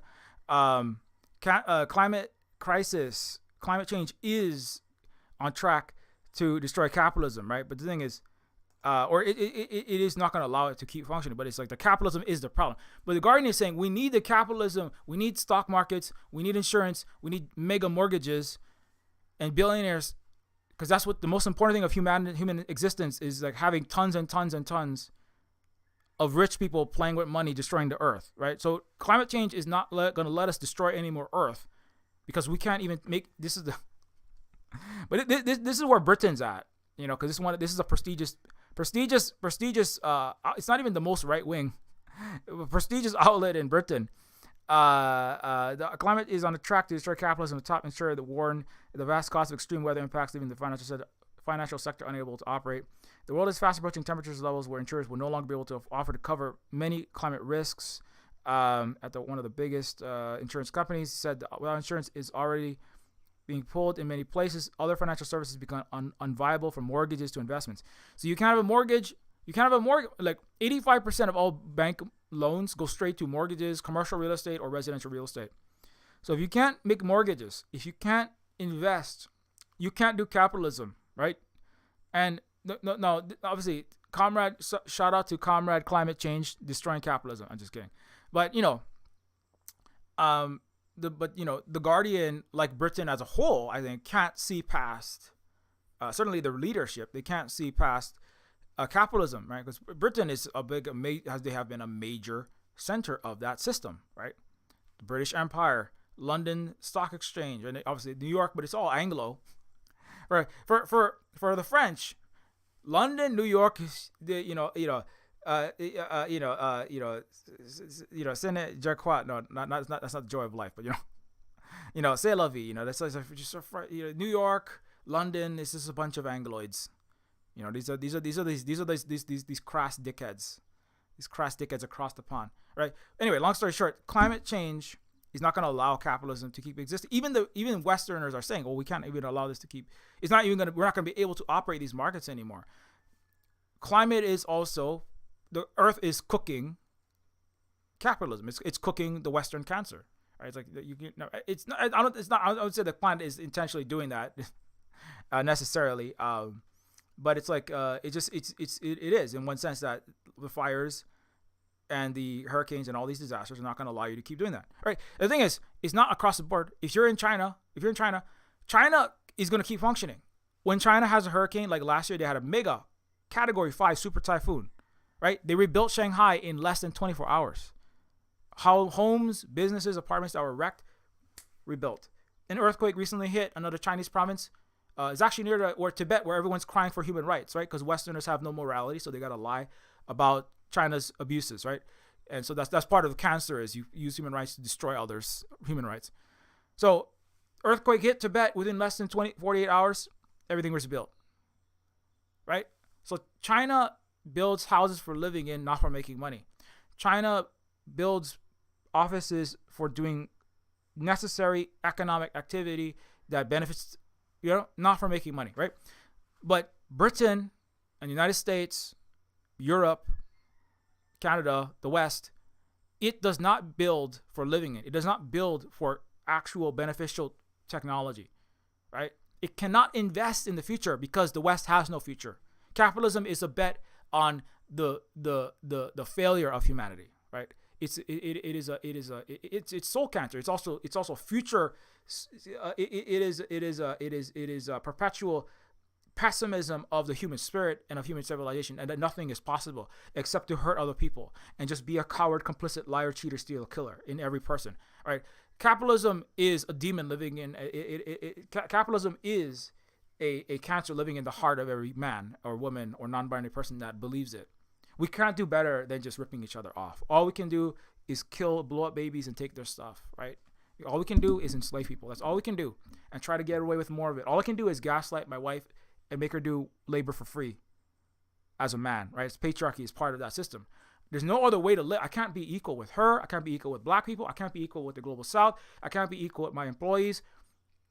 And that system is going bye-bye. It's going bye-bye because it's a failure. It always was immoral. It was evil. It's headquartered in the West.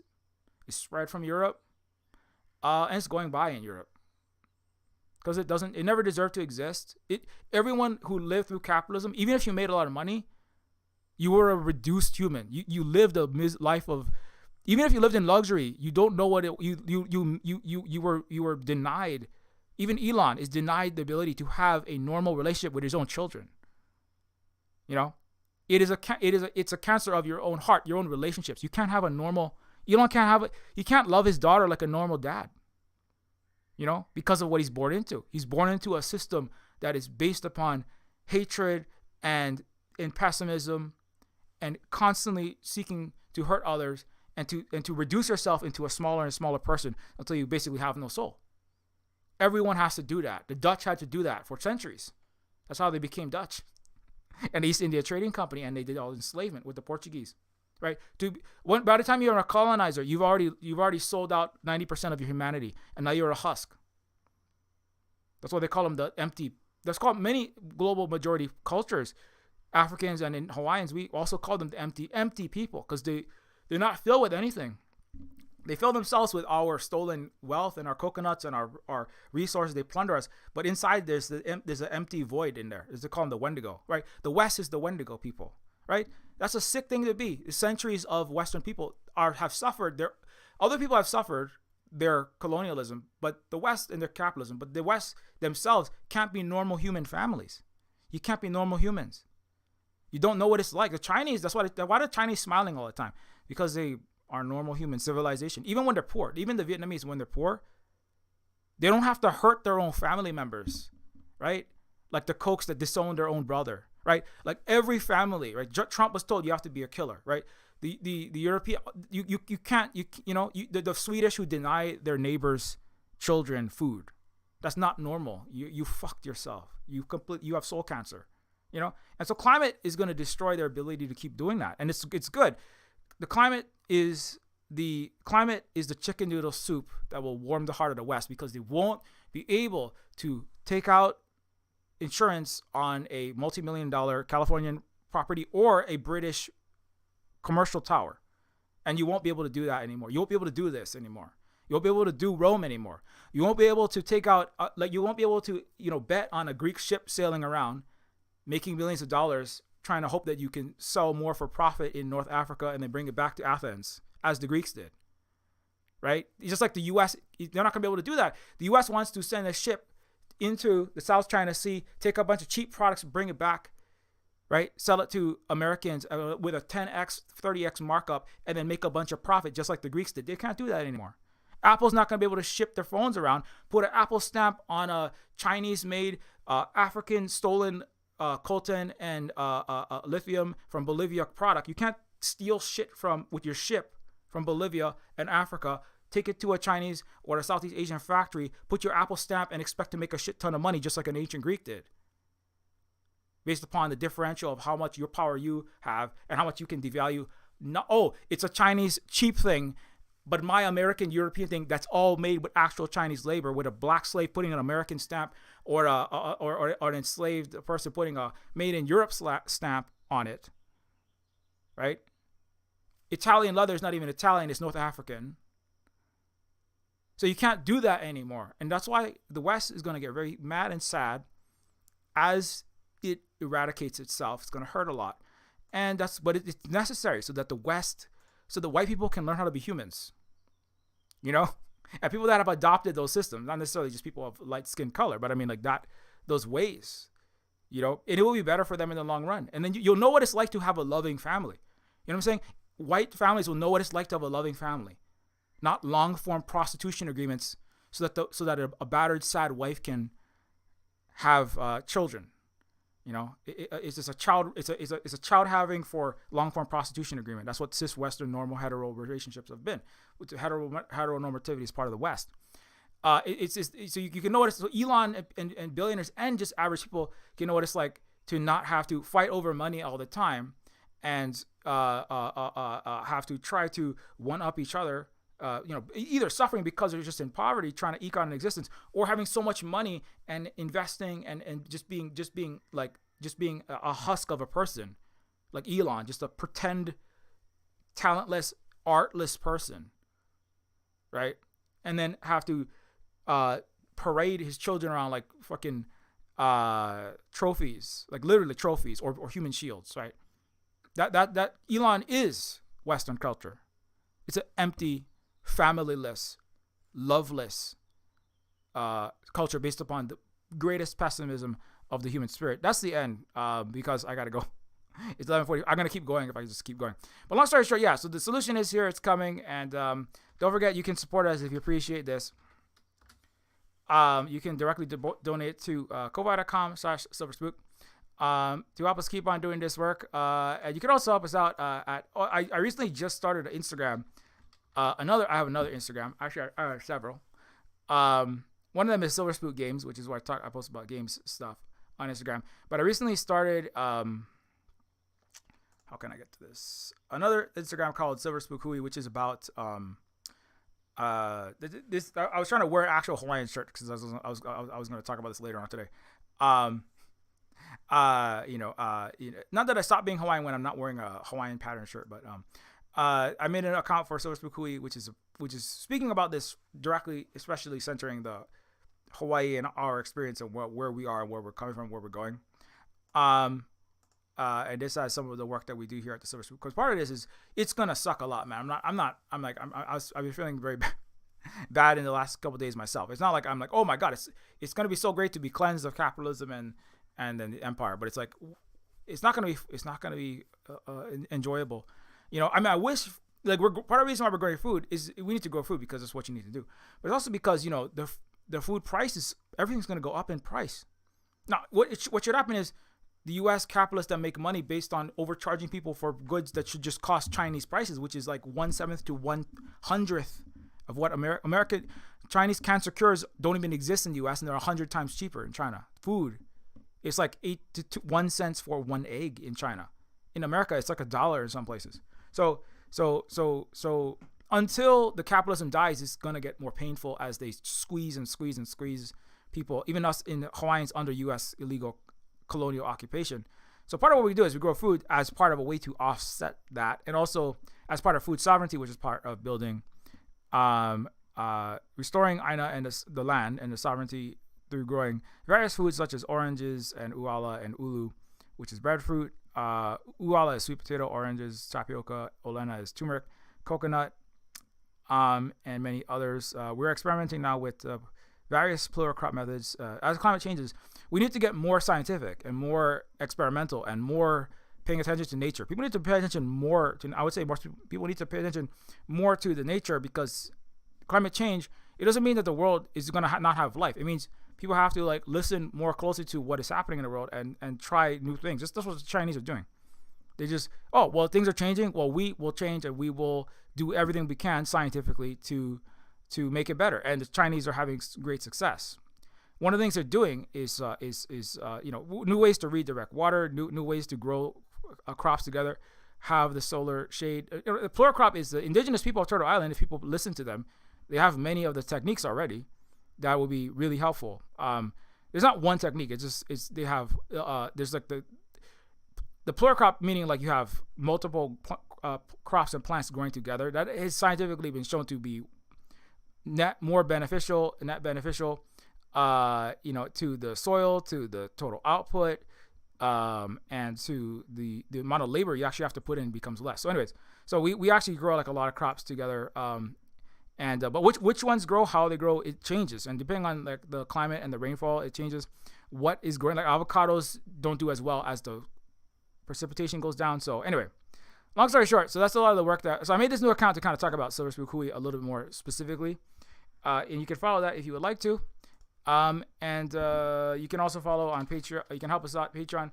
We lost some patrons, so we can. I mean, I know it sucks, but if people, if you do have the ability to support our native Hawaiian release from the or fight to get liberation from the capitalist colonialist U.S. occupation, as well as finishing other games and doing this education on these streams, and finishing the games like Neofeud 2, which I'm almost done with. I just voice acted like 30,000 words of dialogue recently. And I got to do more. I'm not even done. There's 140,000 words, and I have to do a lot of it. Holly is also voice acting right now.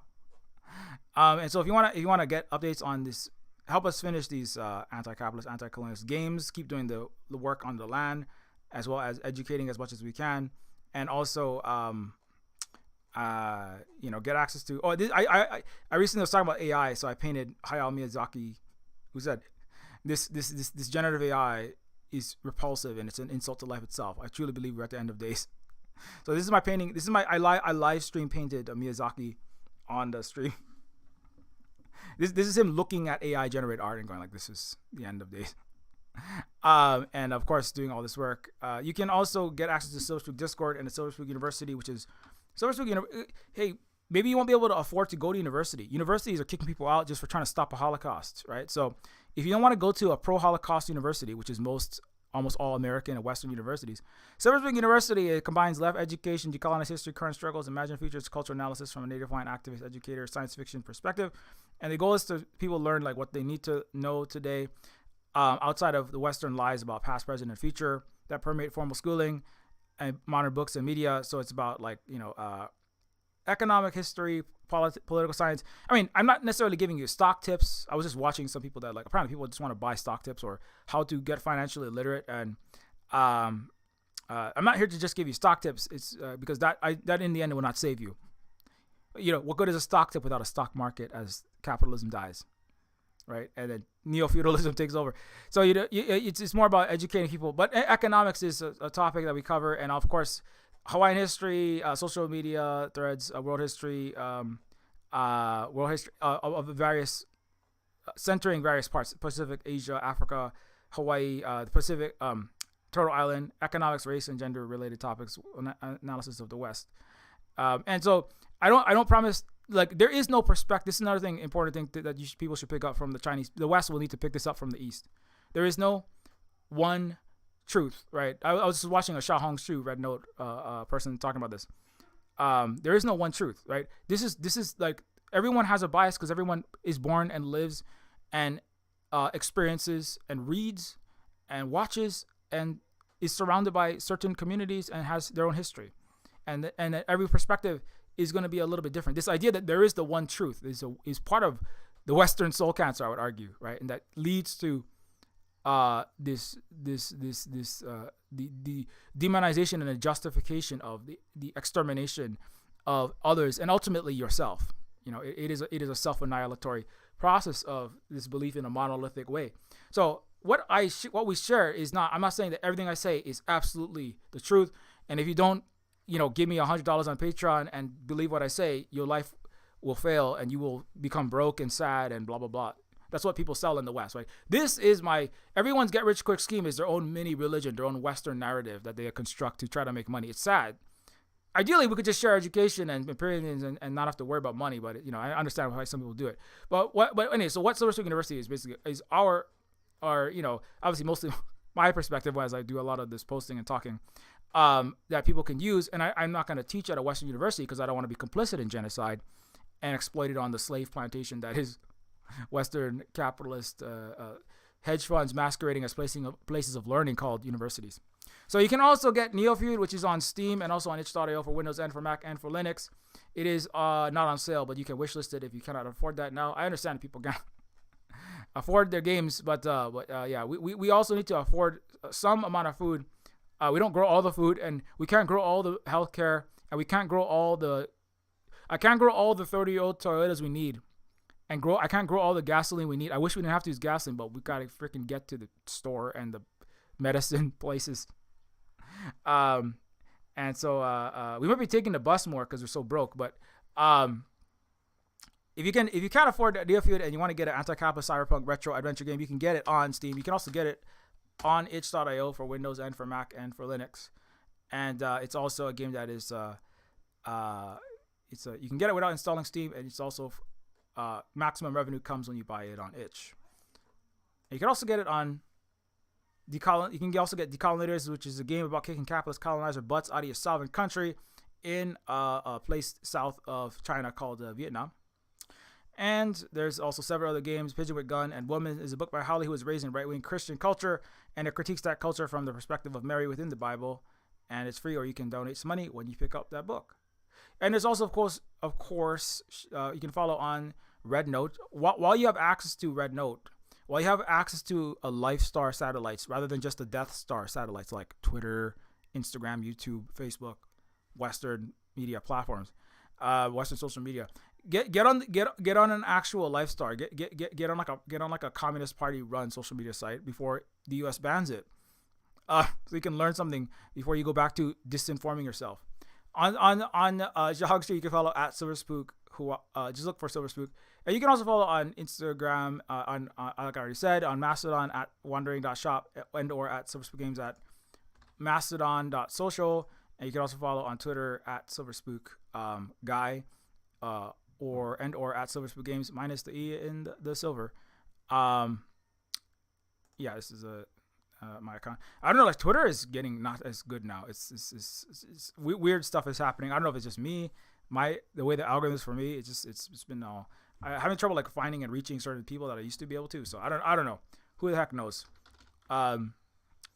Holly at Allergic to Blue, of course, married to myself. Also follow Holly, not Folly Holly. Holly is Holly, or also known as not from Hawaii, but in Hawaii. But as I pointed out, there are many. You don't have to be Hawaiian. You don't have to be native Hawaiian to be in Hawaii.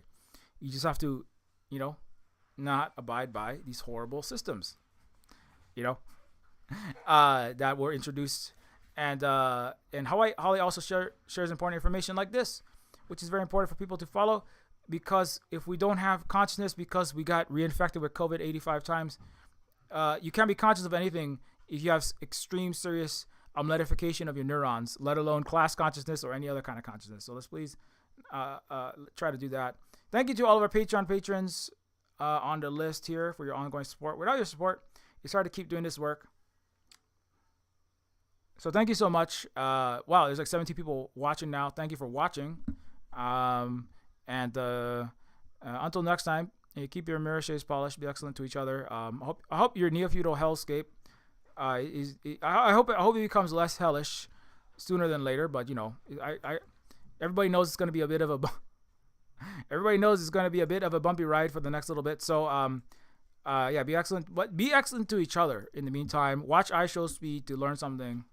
And we'll be back in the afternoon.